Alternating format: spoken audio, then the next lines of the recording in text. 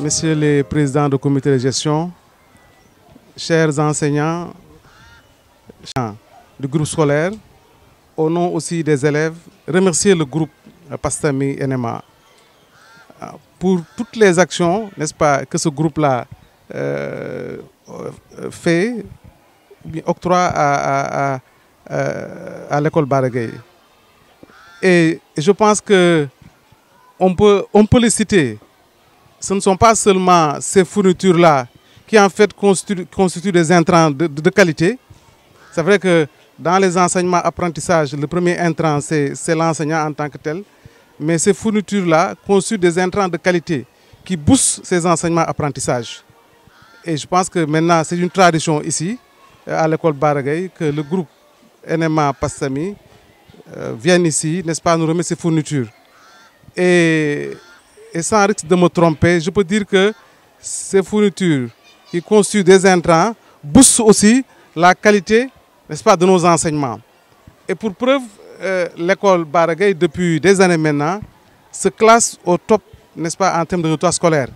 Et la dernière, c'est les résultats de cette année, où l'école se hisse à la première place des écoles publiques au niveau de Hann Bel-Air et à la troisième place au niveau départemental. Et ça, c'est peut-être depuis maintenant des années. Et on peut dire qu'il y a la touche, n'est-ce pas, de NMA à travers ces fournitures, n'est-ce pas, qui nous ont permis d'atteindre, n'est-ce pas, ces résultats-là. C'est vrai, en dehors maintenant, c'est vrai que, nonobstant, n'est-ce pas, la qualité des enseignements fournis par nos vaillants et vaillantes enseignantes et enseignants. Et le groupe, ce n'est pas seulement ces fournitures, mais c'est aussi, n'est-ce pas, certaines infrastructures. Le groupe, depuis quelques années, est en train de changer les portes et les fenêtres de l'école. Ils ont démarré avec les classes qui sont derrière. Il y a M. Dia qui me disait qu'ils sont en train, à l'instant même, de continuer ça pour d'autres portes et fenêtres. C'est dire que le groupe est en train d'accompagner cette école-là. Et ça, on vous en remercie très sincèrement. Donc, Madame Ngom, hein, la délégation, soit notre interprète, en tout cas auprès du directeur général, pour lui dire que le groupe scolaire, les parents, l'équipe pédagogique, n'est-ce pas, vous dit merci. Merci pour tout ce que vous faites pour cette école-là. On l'a dit tantôt, on remercie les deux présidents du comité de gestion, M. Dia, M. Mbouch, qui font beaucoup d'efforts, n'est-ce pas, pour cette école-là. Il y a aussi derrière ces notables-là, M. Dia et M. Welle et tous ces notables-là, imams aussi, hein, qui nous soutiennent, n'est-ce pas, qui nous encouragent. Hein. Nous avons le retour de ce que pense et de ce que dit la population à l'endroit de cette école-là, des enseignants. Vous le savez, nous le savons, l'école Bara Gaye, le groupe scolaire, peut-être 7 ans derrière, c'était autre chose. Bon, mais maintenant, nous avons le retour des populations qui magnifient, n'est-ce pas, les scores, les résultats de ce groupe-là depuis 7 ans maintenant. Hein? Je le disais, il fut des temps, on disait Casa Espagna, mais depuis près de 5 ans, 6 ans, les gens parlent de Bara Gaye. Maintenant, et ceux qui fréquentent l'école, je pense que M. Dia ne me démentira pas, le flux d'élèves que nous recevons, qui viennent du privé, mais c'est dire que maintenant, les parents font quitter leurs enfants du privé vers le public. Et ça, c'est une bonne note qui montre que l'école publique ici à Hann, n'est-ce pas, en tout cas, tient ses lettres de noblesse. Et vous avez vos enfants dans le moyen secondaire. Au niveau du moyen, le CEM Hann s'est classé ces 2 dernières années la première en tout cas école au niveau des résultats scolaires, le CEM. Mais c'est le fruit, n'est-ce pas, de nos enfants qui partent ici avec l'entrée en 6e et qui deviennent aussi des élèves du moyen. Et nul doute qu'avec le lycée qui a présenté ses premiers élèves au bac cette année, c'est des résultats aussi qui vont, en tout cas nous le pensons, être d'excellents résultats. Mais ça, c'est le travail fourni à la base, n'est-ce pas, qui fait qu'au moyen secondaire, on a d'excellents élèves. Donc, di waxaat di gërëmaat en tout cas suñu notable yi fi nekk di gërëm président comité de gestion yi Aliou Dia Mbodj pour li ñuy def ci école bi yëpp di gërëm enseignants yi tamit ñoom bàyyi wuñu ñu ngi jàpp yàlla xam ne dañuy kii ñu mais dañuy jël en dehors de leurs heures de travail normal di nekk ak xale yi lépp pour résultat yi donc résultat yi lu ci ñoom la intrant yi ñëw ak comité de gestion yi ciy jàpp donc suñu ngërëm ci ñoom amul ab dañ koy jot tamit ci président de comité de gestion yi naan waa dëkk bi ñuy gërëm enseignant Bara Gaye ñu leen koy jottalee à chaque fois di gërëm aussi élèves yi ah di gërëm encore waa PASSAMI maa ngi ko doon wax sànq ci lépp li nga xam ne ñoom ñu ngi koy def ci école bi yemul ci fourniture yi ñuy jox même seen c'est vrai que seen directeur fii la jàngee am na ñu bëri comme ñoom Mbàkke fii la ñu jaar mais ñoom aussi à leur niveau organisé wu nañ ci ay amicalu anciens de Bara Gaye di fi indi di fi def tout récemment année scolaire bi passé indi nañ ay vidéo projecteur ordinateur pour école bu nekk benn ordinateur portable ak ay matériel désinfectant yu ñëw jox ci école bi mais ñoom ñu xam ne ñoom aussi fii la ñu jàngee yàlla def ñu liggéey ci usine boobu di ci jàpp aussi pour que Bara Gaye n'est-ce pas dellu ginnaaw en tout cas li ngeen di def vos efforts ne sont pas vains ah parce que les résultats traduisent tout cela mais tamit kii wax na ko c'est vrai ubbi tey jàng tey la ñuy wax fourniture yi mu ñëw en début d'année gën mais xam naa ne monsieur Mbodj wax na ko yéen di ngeen si jël note ah ak Dia pour la coordination pour que dès la rentrée des scolaires ñu jot fourniture yi en tout cas ñu ngi gërëm ñëpp dama doon wax aussi ci turu madame Diaw ah moo ma forcé ma wax sax ah moom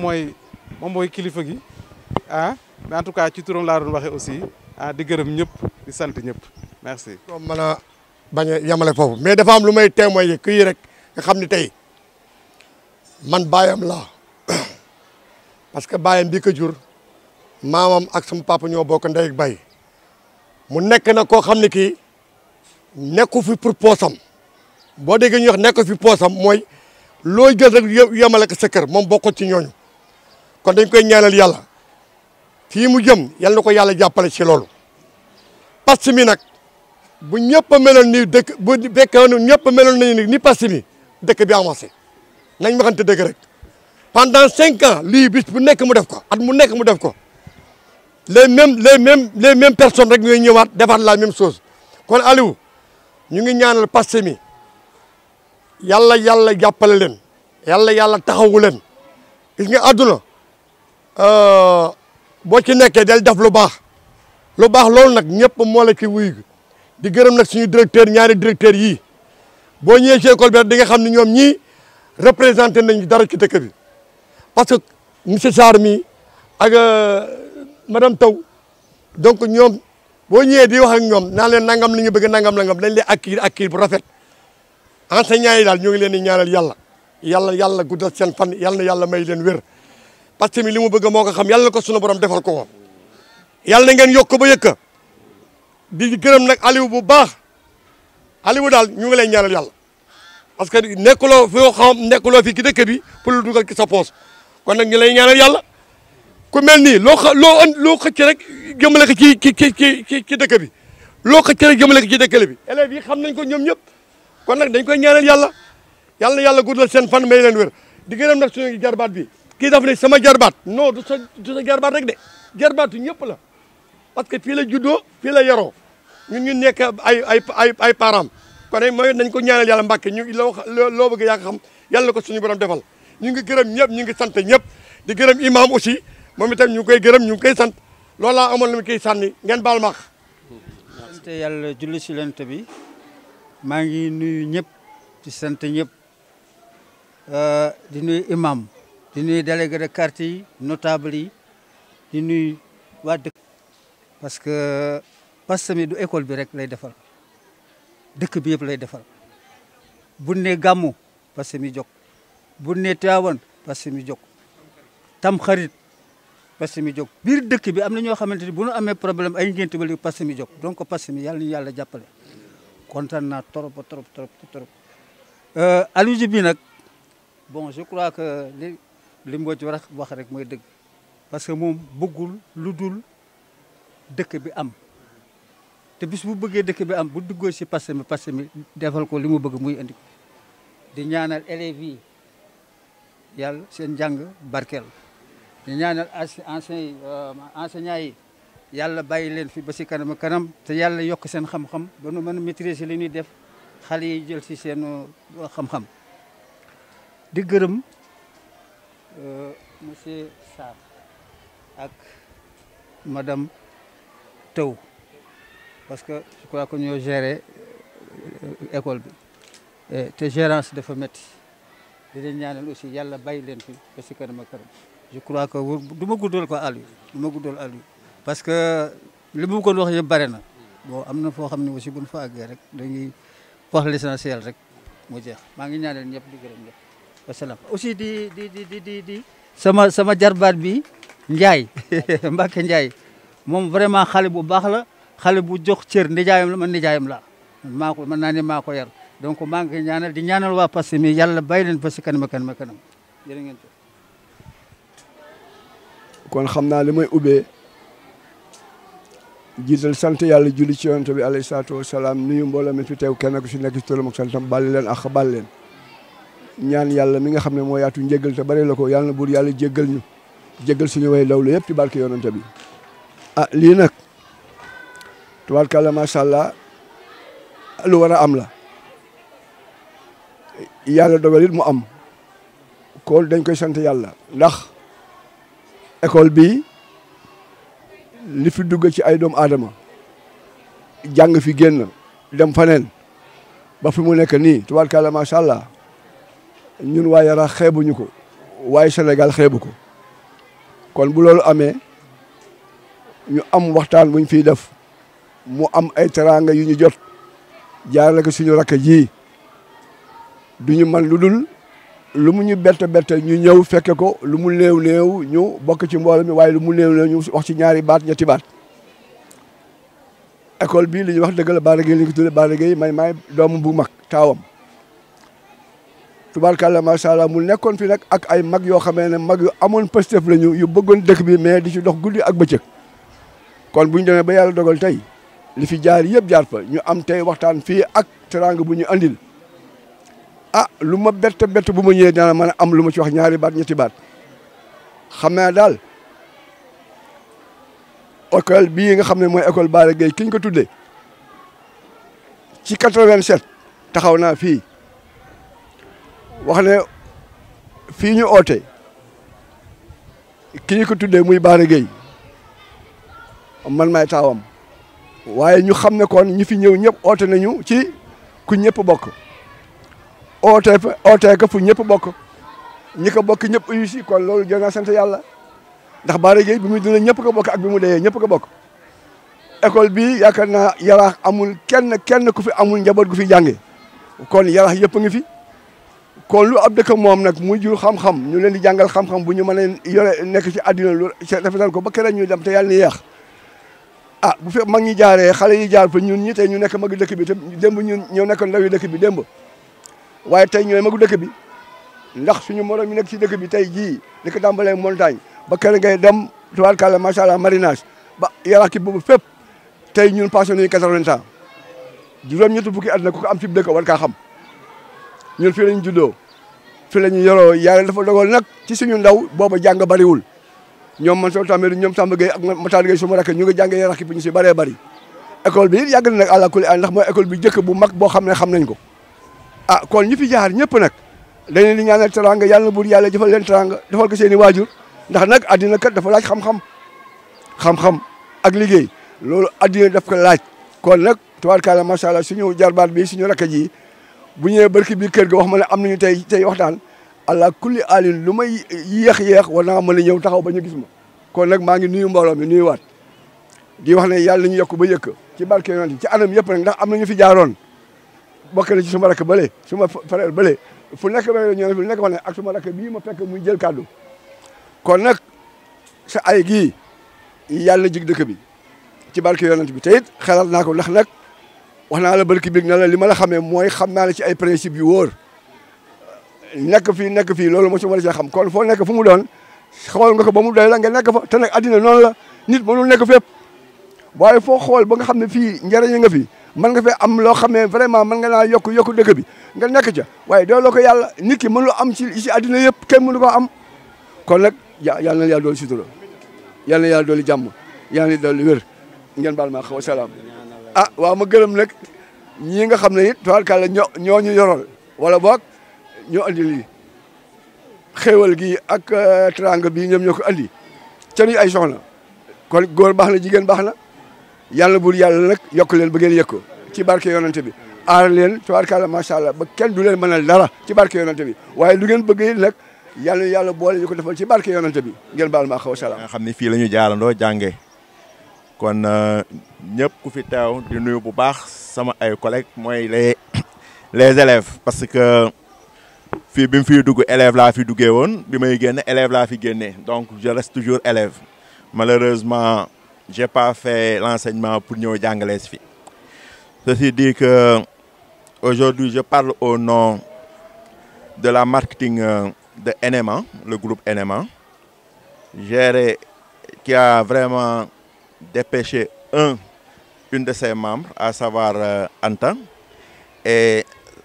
aussi Yacine. C'est pour vous dire que les années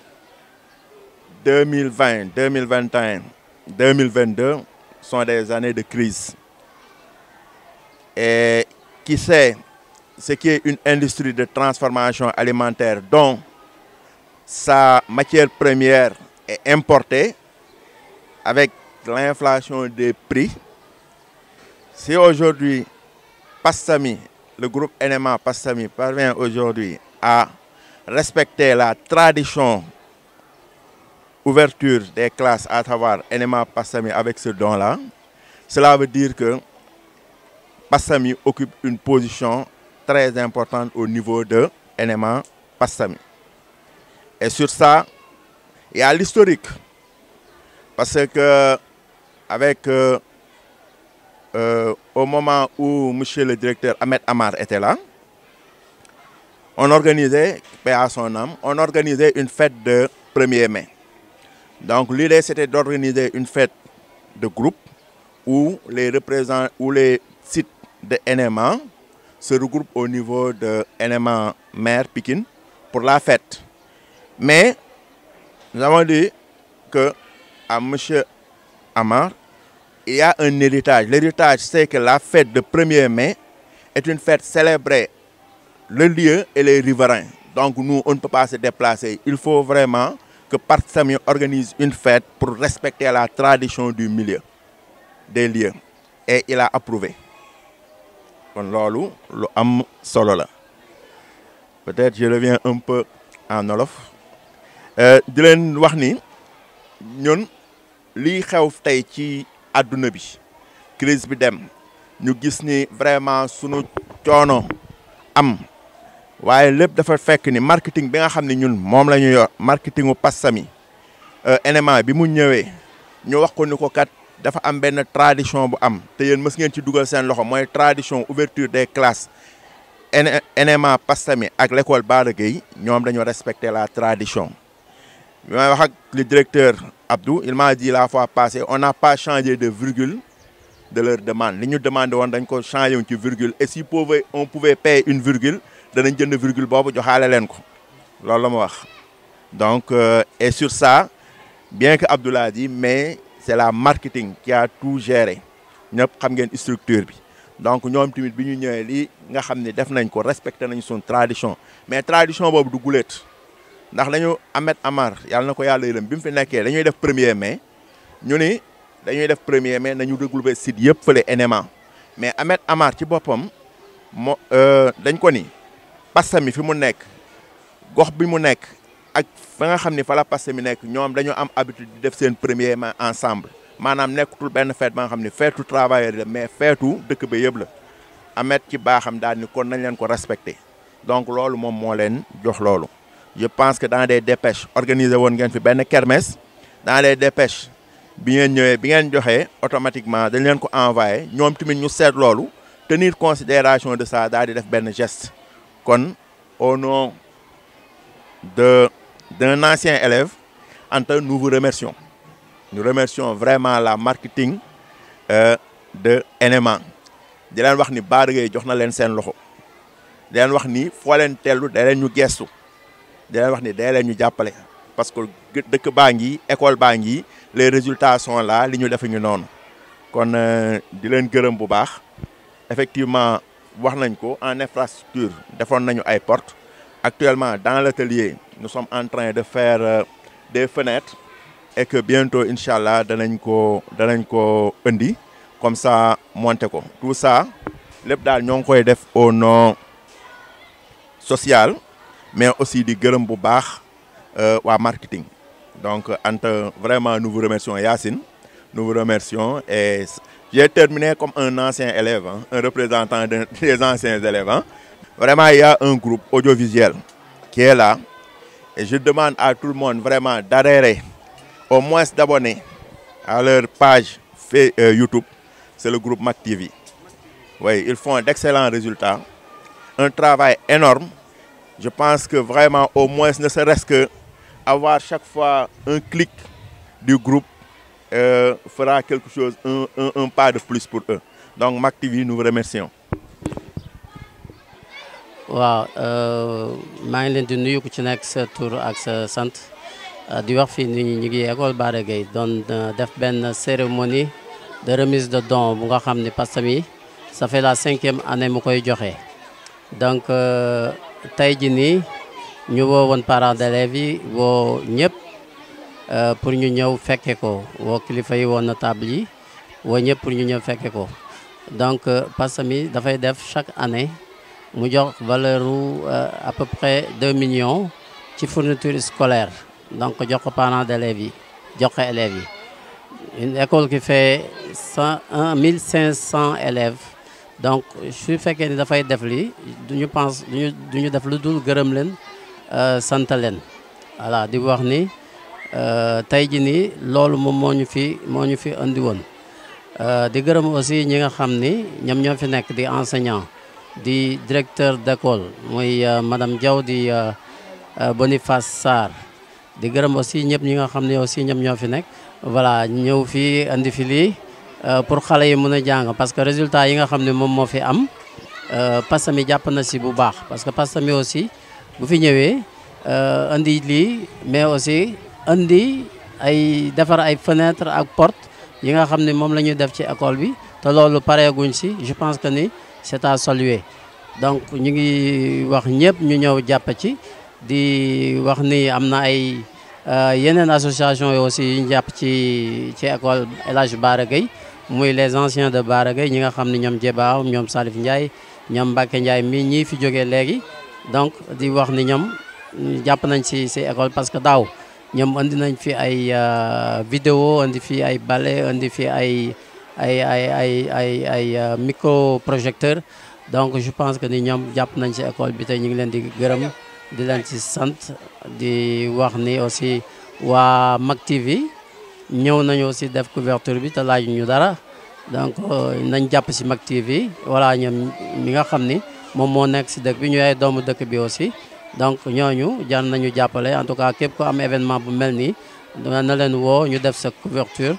en tout cas maa ngi leen di gërëm le président de Mak TV di gërëm ñu Yuxu mi nga xam ne aussi moom moo fi ñëw def couverture bi en tout cas ñëpp ñu ngi leen di gërëm di leen sant